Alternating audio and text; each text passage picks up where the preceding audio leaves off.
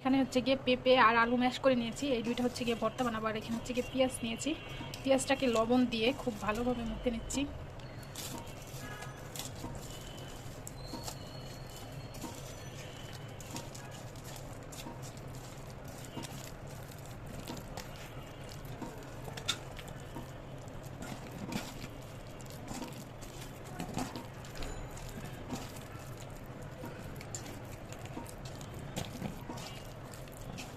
এই যে এখন হচ্ছে গিয়ে একটু সরিষার তেল দিয়ে দেবো।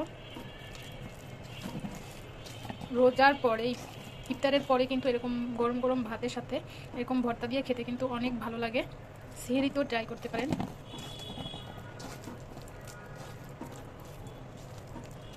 এই যে সরিষার তেল দিয়ে দিলাম, এখন হচ্ছে খুব ভালোভাবে মাখিয়ে নেবো। আর আমি এখানে 2টা মরিচ দিয়েছি, কারণ হচ্ছে গিয়ে যেহেতু রমজানের সময় হচ্ছে গিয়ে সারাদিন আমরা রোজা রাখি, ঝালটা একটু কম দিব, কারণ হচ্ছে গিয়ে অনেক গ্যাস হয়, এই জন্যই হচ্ছে গিয়ে ঝালের পরিমাণটা কম দিয়েছি। আর যদি ঝাল লাগে এক্সট্রা মরিচ নিয়ে নিব। তা আপনাদের কার কার ভর্তা পছন্দ, ভর্তা গরম ভাত অবশ্যই জানাবেন। এটা কিন্তু অনেক মজা হয়েছে।